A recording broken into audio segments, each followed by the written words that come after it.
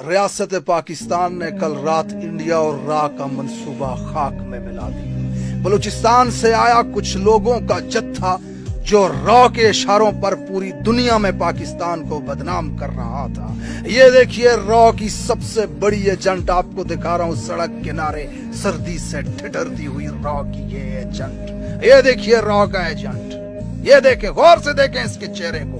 Raw के कहने पर पाकिस्तान के दारुल खिलाफा में कुछ लोगों की तस्वीरें उठा करके पूरी दुनिया के मीडिया के सामने बदनाम करने की साजिश की गई कि पाकिस्तान के इदारे और पाकिस्तान की अवाम जबरदस्ती लोगों को अगवा कर। ये देखें रॉ की एजेंट, सबसे बड़ा चेहरा जो जत्थों को लीड करती हुई इस्लामाबाद आई, अपने हकूक मांगने के लिए नारा लगा रही है पूरी दुनिया में पाकिस्तान को बदनाम। ये अब से एजेंट नहीं है, 13 साल की उम्र से रॉ की एजेंट है। ये देखे, मैं आपको तफसीलात दिखा रहा हूं इस खातून की।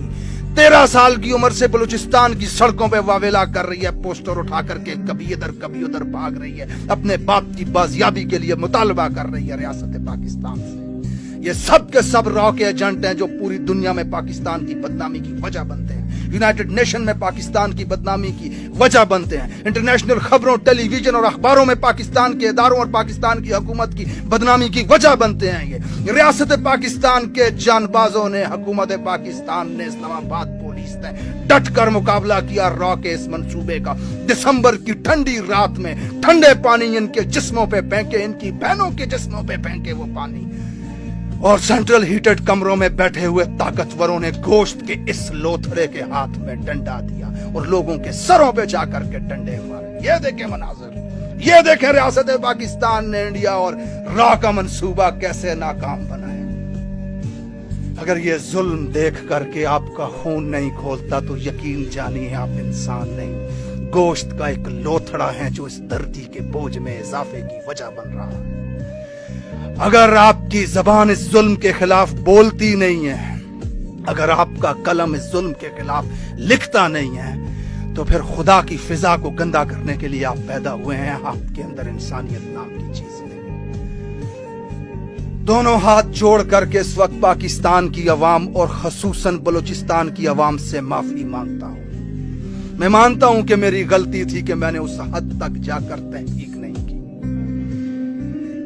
लेकिन माजरत के साथ एक उज़र भी पेश करना चाहूंगा कि जब रियासत की तरफ से हमें यह बताया जाता था कि रॉ और इंडिया से फंड लेकर के ये लोग पाकिस्तान को बदनाम करते हैं, तो अंदर का पाकिस्तानी जागता था, हुब्बुल वतनी जोश मारती थी और फिर हम कह देते थे ये सब झूठ है। हाथ जोड़ करके तमाम पाकिस्तानियों से माफी मांगता हूं, अल्लाह के हुजूर माफी मांगता हूं कि इस जबर, इस जुल्म के खिलाफ में आवाज ना उठा सका।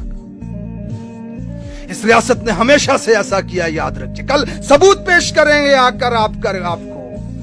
डेनमार्क में की गई मुलाकातें दिखाएंगे आपको। दुबई में मुलाकात हुई इस खातून की, इस बच्चे की, वहां से पैसे आए ईरान में, फलां होटल में पैसे दिए गए, वो फिर बलूचिस्तान आए। ये सारी तफसीलात आपको दी जाएंगी। ये रॉ के एजेंट हैं ये सब के सब। ये जुल्म, ये बर्बरियत, ये तशद्दुद किस लिए?